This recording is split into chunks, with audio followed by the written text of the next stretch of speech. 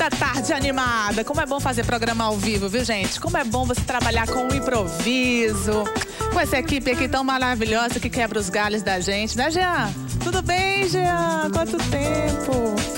Beijão pra você que está em casa. Olha, continue ligado no nosso programa, porque ainda tem muitas atrações até às 4 horas da tarde. Porque agora nós vamos falar sobre reprodução humana. Doutor Marcos Bessa já está aqui no nosso estúdio, enfrentando chuva, mas chegou, né, doutor? Todo mundo chegando atrasado, mas o importante é que tá todo mundo chegando. Tudo bem? Tudo bom. Boa tarde, tá tudo ok. Boa tarde. Boa tarde, tudo bom? Muitas perguntas aqui pro seu quadro. As pessoas sabem que existe esse quadro aqui no Tarde Livre, então já mandam as suas perguntas e nós vamos fazer essas perguntas agora para o Dr. Marcos Aurélio. Inclusive, aquela entrevista sobre a infertilidade masculina, a gente teve bastante repercussão. Eu e muitas pessoas ligando, fazendo outras perguntas. E é importante o senhor estar aqui para responder hoje, né, doutor? Doutor, a Maria Rodrigues Barbosa, ela pergunta o seguinte, ela tem policísticos, deve ser ovário micropolicístico. Ela quer saber se é possível engravidar sem fazer cirurgia. Normalmente seria. A síndrome dos ovários micropolicísticos, ou os ovários micropolicísticos, como queiram chamar, ela é uma doença que o tratamento normalmente é com medicações. Quando uma mulher tem ovários micropolicísticos e quer engravidar, o principal tratamento chama-se indução de ovulação. Você usa medicamentos para estimular a ovulação, faz uma monitorização, um acompanhamento do crescimento dos ovários, dos folículos no ovário. Ou seja, quando a mulher menstrua, ela vai ao ginecologista, ele faz um ultrassom, vê o ovário se está direitinho, começa a medicação geralmente por 7 a 10 dias, fica mantendo a repetição dos ultrassons até a chegada do período ovulatório. O que pode provocar esses ovários micropolicísticos? Os ovários micropolicísticos são uma doença endócrina, uma doença hormonal do próprio ovário. Não tem uma causa específica, né? Existem várias causas associadas. O aumento de peso, o sobrepeso, a obesidade são uma causa.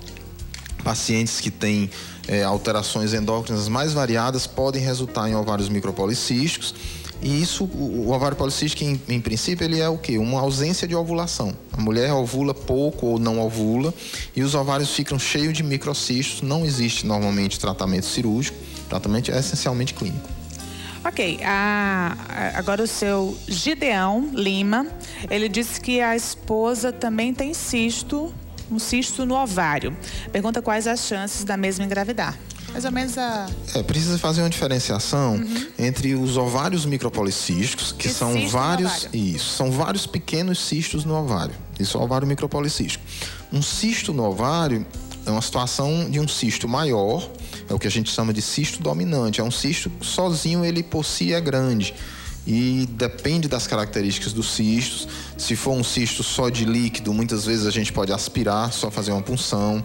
Se for um cisto com áreas sólidas, que a gente chama de cisto misto, a gente às vezes precisa fazer uma videolaparoscopia para operar o ovário. Aí depende da característica do cisto. Geralmente, um cisto de ovário por si só não é um impedimento para a gravidez. Senhora Celestina da Silva, um abraço, Celestina, para você. Um abraço a todos que mandaram as perguntas. Ela disse que tem uma filha de 7 anos e não toma anticoncepcional há 5 anos, mas não consegue engravidar. Ela deseja saber quais os possíveis motivos. Bom, ela já teve um parto, já teve uma filha e há 7 anos que ela está tentando. Como faz mais de 1 ano que ela tenta engravidar, ela deveria ser submetida a uma avaliação básica de fertilidade. 1 ano é aquele prazo. Isso que a gente conversou máximo. Semana passada, né? Então, assim, fazer um espermograma do esposo, de repente mudou o padrão do espermograma, ou surgiu algum evento na vida dele que fez com que o espermograma mudasse, um processo inflamatório, um traumatismo, uma virose, enfim, qualquer doença que ele possa ter tido ou nem ter percebido que mudou o espermograma. Então, vale a pena fazer um espermograma. Um outro exame importante é uma histerosalpingografia, que é a radiografia das trompas. Para avaliação das trompas, que muitas vezes elas obstruem silenciosamente. As doenças das trompas não dão muitos sintomas. Geralmente o principal sintoma é a tentativa de gravidez e essa gravidez não acontece. Então vale a pena fazer uma radiografia das trompas, chama-se histerosalpingografia, uma endoscopia do útero, que é a videohisteroscopia, e a parte hormonal para avaliação do ovário. Agora o senhor falou aí de um ponto que é bem interessante, porque às vezes a infertilidade começam a surgir sinais de infertilidade, mas o casal já teve filhos, né? Por exemplo, o homem, ele já foi pai 1, 2 vezes, de repente na terceira tentativa aí já não acontece algum problema. E a pessoa acha que o problema não é com ela porque já houve... Isso aí é muito comum. Sucesso das outras vezes. Exatamente. Às vezes a gente, na entrevista, na consulta médica, a gente pergunta, e o esposo? E ela diz, não, meu esposo já teve filhos. Mas o fato de você ter filhos não implica que o espermograma permaneça normal a vida toda. Às vezes, em 1 mês, você tem uma mudança drástica do espermograma. Você tem um quadro viral que de alguma forma comprometeu o testículo e você passa a ter uma alteração grave do espermograma. Às vezes você teve 2, 3, 4 filhos e de repente começou a usar um tipo de medicamento que agride a produção espermática. Então, o fato do homem ou da mulher já terem tido filhos não significa que necessariamente tenham que estar normais atualmente. A pergunta aqui da senhora Vera Nilce. Ok, Vera Nilce Ferreira, ela disse que fez uma inseminação artificial para engravidar e diz que fez o teste de gravidez, deu positivo. Mas ficou preocupada porque menstruou no 1º e no 2º mês. Pergunta se isso é normal. Ela também... não tem o restinho da pergunta. Ela ia perguntar alguma coisa, mas ficou aqui em interrogação. É normal, então, mesmo a mulher grávida menstruar 2 meses? Na verdade, não seria menstruação. Seria um sangramento. Geralmente é uma hemorragia de implantação. Quando a placenta começa a penetrar direitinho no útero, o ovo fecundado começa a penetrar no útero, muitas vezes há sangramentos e que é interessante que às vezes o sangramento coincide com o período que seria da menstruação dela. Mas na verdade não é menstruação, é hemorragia de implantação. Ou pode ser também um descolamento de placenta. A placenta está inserida no local ideal e de repente começa a descolar. Então é uma situação que precisa ser avaliada, precisa fazer ultrassom para ver se tem que fazer algum tratamento para diminuir ou parar esse sangramento. Ok. Eu vou tentar adivinhar, viu, doutor? Tô gaguejando aqui um pouquinho, mas olha aqui a letra. Filma aqui, Marcelo, por favor. Eles querem que a gente adivinhe aqui o que é que tá escrito. Vocês veem como a apresentadora sofre, viu? Esse aqui, ó. Mas eu vou tentar, peraí. Tenho 24 anos, sou casada e tenho um filho de 5 anos. Há 2 meses venho me tratando de hipertireoidismo. Mas o endocrinologista disse que não é o caso de me preocupar, mas sim de tratar. Acho que estou grávida e estou preocupada se a gravidez vai ser uma gravidez de risco. Deu para eu ler até aí. Será que ela corre algum perigo ou pode ter uma gestação tranquila? Acho que é mais ou menos isso. Ela tem uma doença na tireoide, ela toma Eutirox, provavelmente ela tem hipotireoidismo.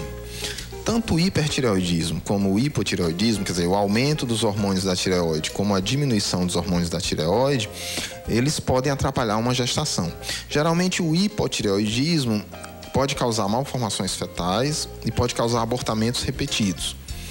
Isso se não tratado. Uma mulher que tem uma doença na tireoide e acompanha a tireoide direitinho, faz seu tratamento adequadamente, ela tem condições de ter uma gravidez super tranquila. É uma gravidez especial porque essa mãe ela tem uma doença, ela tem um problema de saúde que precisa ser monitorizado. Você precisa estar repetindo os hormônios da tireoide para saber se a dose do hormônio, no caso que ela toma, o Eutirox, está baixa ou está alta.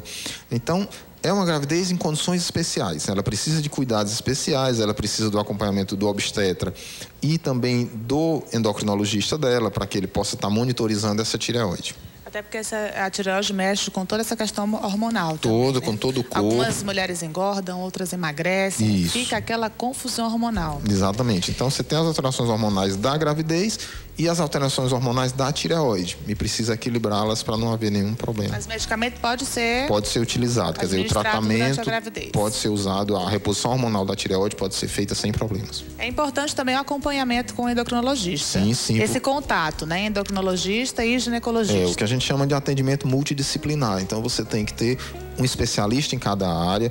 O obstetra que está acompanhando, ele entende de tireoide, como o endocrinologista entende de gravidez, mas cada um entende melhor da sua área. Então, eles estão sempre dividindo opiniões, vendo como seriam as doses, ajustando doses. Dá para ter uma gravidez saudável, se bem acompanhada.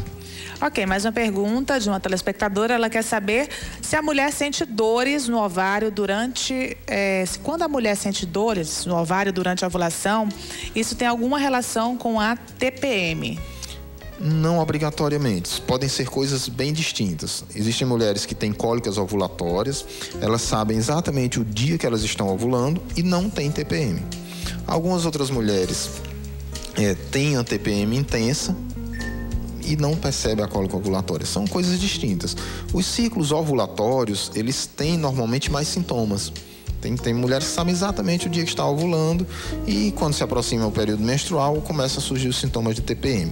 As mulheres que não ovulam, elas normalmente têm menos sintomas de TPM, né?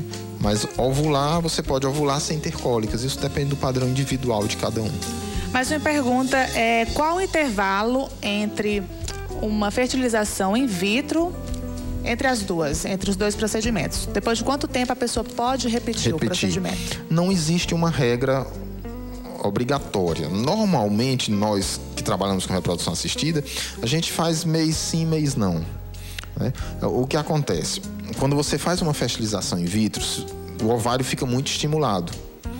Então, digamos que você fez uma fertilização esse mês, menstruou, não engravidou e menstruou em seguida. Você submete a um ultrassom e vai avaliar os ovários. Se esses ovários estão normais, não tem cistos residuais da estimulação anterior, da estimulação que você acabou de fazer, você pode já tentar fazer uma nova tentativa. O que acontece com frequência é que geralmente ficam cistos residuais. E aí você acaba tendo que, às vezes, usar um mês de pílula anticoncepcional, 2 meses, ou dar um tempo para que o ovário possa se recuperar. Na hora que este ovário estiver recuperado, sem folículos residuais, você já pode iniciar um novo ciclo. E sem contar que tem todo aquele problema psicológico, né? A pessoa tem que estar bem preparada, bem trabalhada psicologicamente para enfrentar também uma outra tentativa. Você tem que se refazer. É o luto da perda, do não engravidar, porque quando você faz uma fertilização in vitro, você sente que engravidou de alguma forma, né? Você percebe a colocação dos seus embriões no útero. É todo um processo muito humanizado, muito interessante para quem não teve a oportunidade de passar por uma fertilização.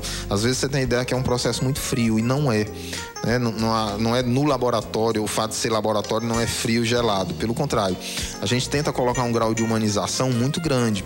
Inclusive, no dia da transferência embrionária, se você acompanha com o ultrassom, você vai vendo o seu bebezinho indo para o útero através do ultrassom, vê a gotinha chegar no útero. E isso gera uma expectativa, gera a sensação de gravidez, tanto física, pelas alterações hormonais, quanto uma sensação emocional, psíquica, de que você está num processo de engravidar. Aí, quando você menstrua, é uma ducha de água fria, você tem aqueles dias de depressão, aqueles dias de mais desconforto interior, e aí tem que dar um tempo para você se refazer. Ok, doutor Marcos, muito obrigada, então, pela presença aqui mais uma vez no nosso Tarde Livre. Próxima semana tem mais. Vamos lhe aguardar aqui para tirar mais dúvidas aí dos nossos telespectadores. Tá bom. Obrigado, até quinta. Até quinta. Mande mais perguntas para o nosso site www.tvdiario.tv.br/Tarde Livre. Lá você vê o nosso e-mail e pode fazer perguntas que o Dr. Marcos vai estar aqui próxima semana. Daqui a pouco eu volto com muito mais. Estamos ao vivo aqui no nosso Tarde Livre.